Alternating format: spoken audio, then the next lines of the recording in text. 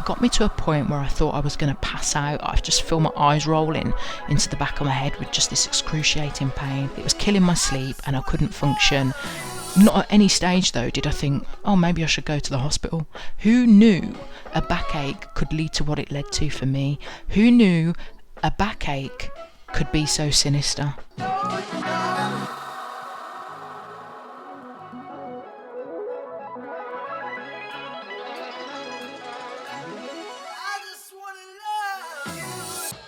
Hey Curl friends, welcome to the Curl Squad's Curl Power podcast. I am Zoe Fox and thank you for being here. I really appreciate it. I respect and appreciate your time and the fact that you are choosing to spend it with me. On this episode, I thought I would just give you a little bit of a background into me and just let you know how this whole podcast thing came to light. So on the 29th of February in 2020, which was the day of my daughter's first birthday party, which is a really exciting occasion for us as a family because my husband and I had been trying for a baby for 5 years. That's a story for another day.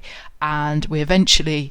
We got lucky and we were blessed with a beautiful daughter, and this was going to be her first birthday party, and we weren't going crazy, but it was just going to be a celebration just filled with love and gratitude and appreciation for what we've been blessed with. Just prior to her birthday, we had also moved house, and it was a big move. It was like took a lot of energy, and my husband has got a record collection of just thousands and thousands of vinyl, right? So the move just felt even bigger than it was, probably because of all of that as well. But so we'd had this move, and then just as we were settling in, we still had tons of boxes to unpack. We came down with what I probably think in hindsight was COVID, because this was, as I say, February. There was talk of this, this virus going around. It wasn't it hadn't been made to be a massive thing by this government at this point. So we just knew that we had the flu. We were feeling like rubbish, and yeah, things were challenging. Just as I healed from this flu, I had this really intense backache, like a pain that I had. I mean, I'd suffered with backache on and off in my adult life, but this was different, and it sort of got me to a point where I thought, you know what, I actually need to go to the doctor here. Whereas usually I'd just sit out my backache, take it easy and, hope that it passes. So I went to my GP. I was still nursing at the time, so she was careful about what she gave me in terms of medication. This medication was not even touching the sides. As the days got on, this pain was getting worse, and now it wasn't just in my back, it was like really shooting down into my legs, and it was the most intense pain I've ever experienced in my life. It got me to a point where I thought I was going to pass out. I just feel my eyes rolling into the back of my head with just this excruciating pain. It was killing my sleep and I couldn't function. Not at any stage though did I think, oh, maybe I should go to the hospital.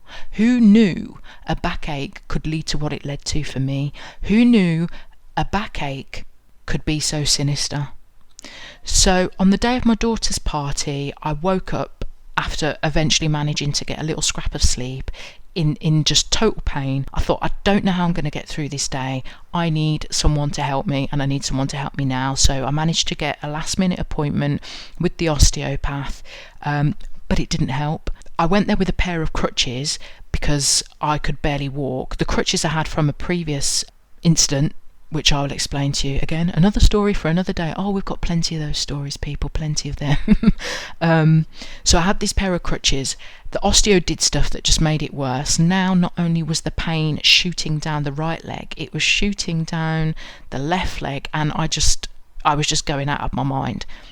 So I called a cab, and I just can't even think straight at this point. The cab driver's trying to have a conversation with me. Oh, what have you done to your leg? I'm like, it's not my leg, it's my back, and I'm really sorry, but I can't talk because I'm in so much pain.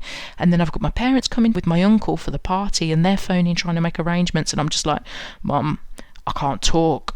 I'm in so much pain, I can't talk. The cab pulls up at my flat, and I go to get out, and I realise my legs are numb. I can't feel my legs. There's no sensation, and my legs are like jelly. Had to drag myself up into the flat and say to my husband, babe, I can't feel my legs. So I'm petrified. I'm trying to hold it down, trying to not get too panicked. And my dad and my husband are like, you need to go to hospital. So I have a little look on my phone because I've been Googling backache, and I'm on the NHS website, and I scroll down and there's this little red box and it says, medical emergency. If you start experiencing these symptoms, then you need to call 999. And I'm like, 999, that's a bit scary. And in fact, I've already got massive fears around 999, which stems back to when my boyfriend died when I was younger. But again, that's a story for another day. So I thought, let me call 111. It doesn't feel so intimidating. And I called 111 and she was like, okay, we're going to send you an ambulance. So we go to the hospital and I have to have an examination, which involves the doctor putting his finger where the sun doesn't shine. Trust me to get the one illness, I'm sure there's more, but trust me to get one illness that the only way to find out if you've got it is with the doctor putting his finger up your bum. It was not my finest hour, but luckily I couldn't feel it, so I could just kind of pretend that it didn't happen. So after doing this examination, the doctor's like, okay, we need to get you in the MRI scan as a matter of emergency. So they gave me some morphine to help with the pain because I was wailing, and I usually hold it down. I didn't even realise I was wailing. I was just sitting in this wheelchair in the waiting room going, and then this woman was like, are you okay? And I'm like, yeah. And she was like, shall we get someone? I'm like, no, it's fine. Kane had just gone to get a sandwich for us because we hadn't eaten anything all day. And anyway, so we had to make a really difficult decision because we were very aware that the party was coming to an end, and my family had to head back to Birmingham, and then we had to think about what we were going to do with my daughter, and she was still breastfed at this time. So we had to make a difficult decision that Kane would need to leave and head over to go and be with our daughter, and I was just like, I'm going to be fine, don't worry about me. Because we had, again, no idea that a bad back could lead to what it led to. So very shortly after my husband left, they took me for the scan, which was really quite intimidating. And I was by myself in this hospital. It was like there was like nobody around on this MRI floor. It just really felt spooky and just intimidating. And I'll go in this tube and I'm in there for an hour, and the only thing that could get me through was just to meditate. I just started focusing in on my breath. I'm just breathing. I get into a nice meditative state, which helps me to get through it. After that, they took me to a ward, and it was like a clinical decisions unit. And then very quickly a doctor comes to say, right, we need to take action now. You need to have emergency surgery. This is a serious situation. If you don't have this surgery, you're going to end up in a wheelchair, and you're going to damage your bladder and your bowels. And so I was just like, okay, it's a no-brainer then, right? We've got to go through with this surgery. Luckily, one of my friends had managed to just get there in time for me to be told that information. Otherwise, I would have just been totally by myself, totally scared. But she was there to help to give me some comfort when I just needed somebody, So they took me for this surgery, and it all just happened so quickly. I barely even had time to get changed. In fact, I still had my trousers on when they got me to the surgery. Like, we had to take my trousers off when we got there. It was just all systems go. And then I wake up a few hours later, and they've removed this disc from my back. So it's a condition called Cauda Equina Syndrome, and it basically means that my spinal cord was being crushed at the point where the cord fans out into what is called the Cauda Equina, and the nerves just all go off in their own little direction. And I had a disc that had slipped out and was just crushing the nerves, so they did a discectomy and cut away the problematic part of the disc. And the neurosurgeon was like, oh yeah, that was a success, great, you'll be going home in a couple of days. And I was like, oh sweet, I thought it was all fixed. And then the next day I'm thinking, so when does the feeling start to come back in my legs? And they took the catheter out, because when you're going for surgery, they put the catheter in to drain my bladder. And then when they took the catheter out, I just couldn't wee by myself. I knew that I needed to go, and I'm sitting on the toilet and I'm like just getting so frustrated because my bladder won't empty. So they had to put the catheter back in, and I'm just slowly realising that it's not just surgery and then you get back to normal. It's then trying to understand what's going on and what's happened, but still nobody's mentioning anything to me about Cauda Equina at this point. I only knew what it was when I read my hospital notes afterwards, and came to learn a lot more about the condition and just how devastating it is. And it was really hard to actually get my head round and to adjust to all of these changes. So I get discharged out of hospital, and shortly after I get out, the whole country goes into lockdown because of the coronavirus.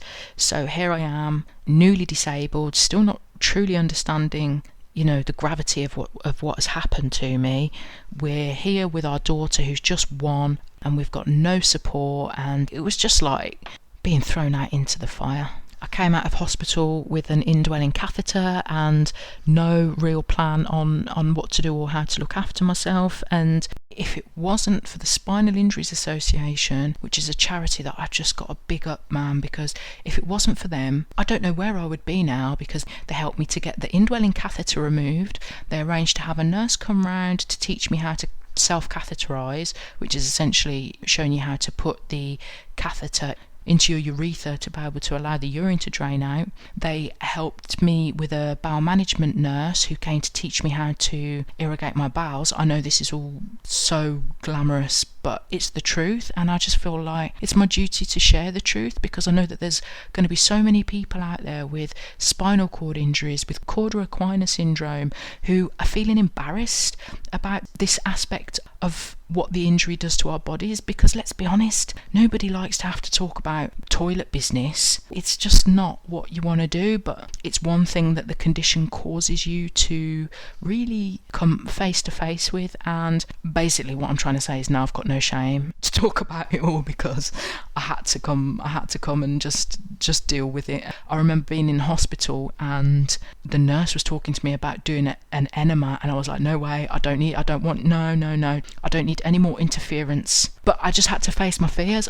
I was just mortified at the thought of anybody having to see me naked, yet there I was in hospital, all broken, withered and damaged, and having to be washed by a young nurse. And Maria, I doubt you'll ever listen to this podcast, but if you do, I just want you to know that you are an angel.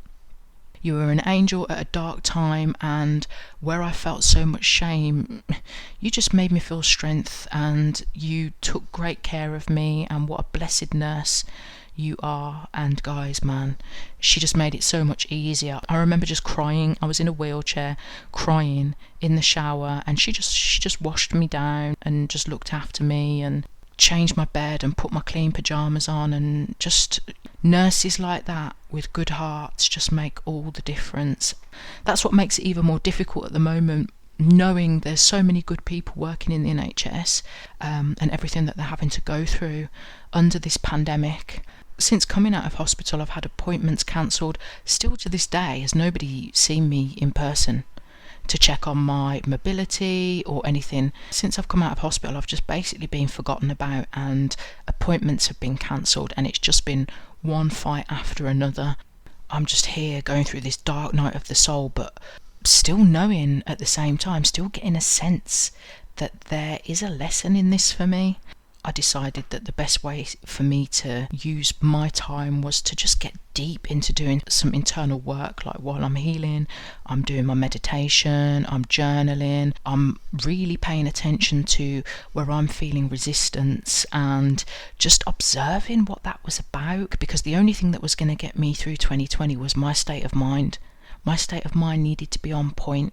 And in order to do that, I just had to observe every last little thing that was going on in my head, just to help to give me the strength to get through. And I had a lot of time on my hands to do that, because prior to my injury, I was working freelance in project management, managing digital marketing projects, and the projects couldn't wait for me. They had to just move on. So I found myself with a bag of time on my hands. I've got nothing else to do but heal and reflect on where I am and where I'm at. I'm in no position to be taking on any new projects or finding any new clients, so I used my time to go headfirst into meditation and journaling. I started working with a mentor as well and did a lot of work, and I'm still doing a lot of work there, which has really helped me, I think, to get through what's happened over the last year. and having this sense that there was a lesson within it was sort of putting pressure on me. And I'm like, there's something here that I need to learn. I can't make the same mistakes again. I have to get to the bottom of what this is trying to tell me. And there was just a real strong sense that there was a lesson within this disaster.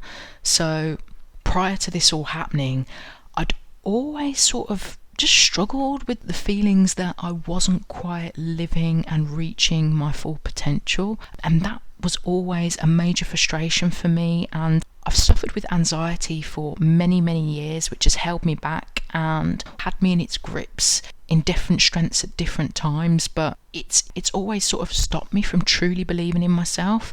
It's caused a lot of limiting beliefs and prevented me from taking action and doing things that I really want to do. And I've done some pretty cool things, but I wasn't really working in my purpose. And for years, this anxiety had just tricked me into believing that I was useless, and I was held back by fear, and that stopped me from progressing any of my dreams. So the universe just slapped me down with this spinal cord injury to really show me what I'm made of. I think because this was like the latest in a series of pretty significant challenges that I've had to overcome, but this was the one that really managed to get my attention.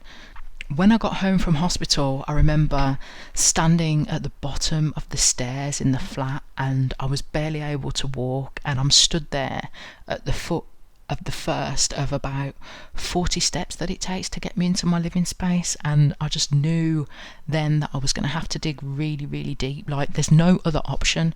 You've got to dig deep, and you've got to find it in you to get up all of these stairs. And I did it.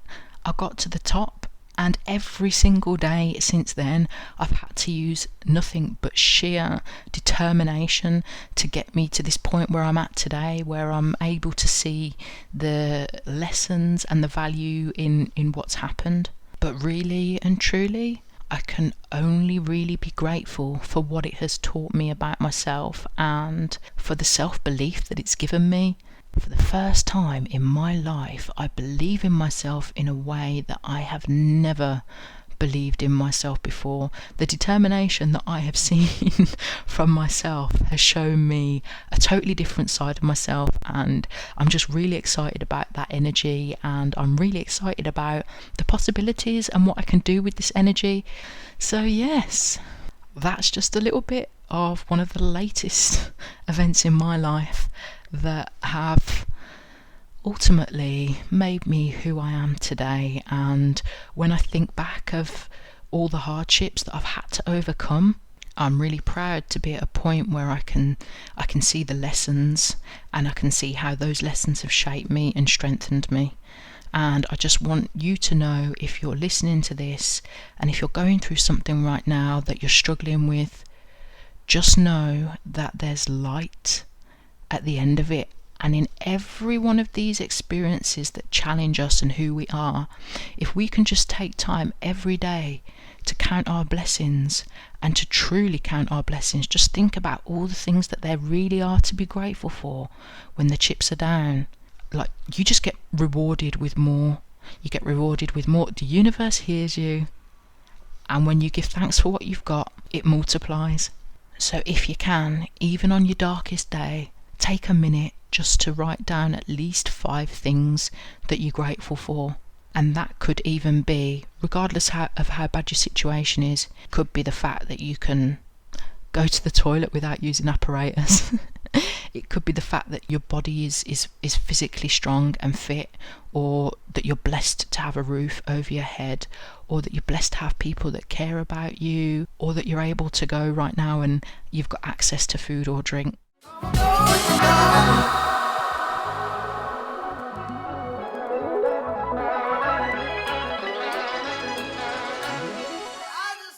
So with my new sense of self-belief and just this good energy that had been built up by focusing on all the things that I've been grateful for, I thought, you know what, let me just re-engage with my to-do list and see what things I've been putting off that I am not prepared to put off for another day longer.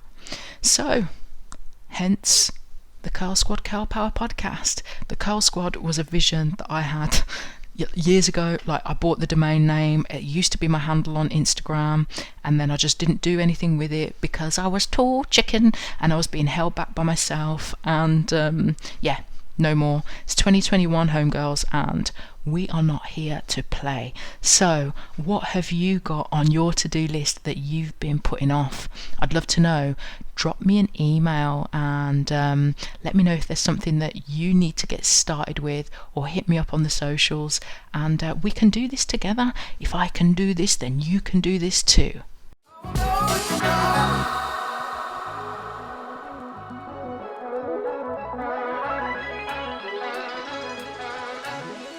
So, I hope you enjoyed this episode. If you did, I would very much appreciate it if you could kindly rate, review and subscribe, as every time you leave a review it means you're helping me to amplify our voices in this constant push against the algorithms. Please do share this episode with anyone else that you think might enjoy it. And wherever you are in the world, if there are any particular snippets that resonated with you, I would absolutely love to hear them. So please do post them into your Instagram stories and tag us at the Curl Squad. You can also email me with your favourite bits at info@thecurlsquad.com. I would absolutely love to hear that, and you'll also be entered automatically into our future upcoming giveaways. You can also find us on all the socials at the Curl Squad, so please do come along and follow the ongoing conversation.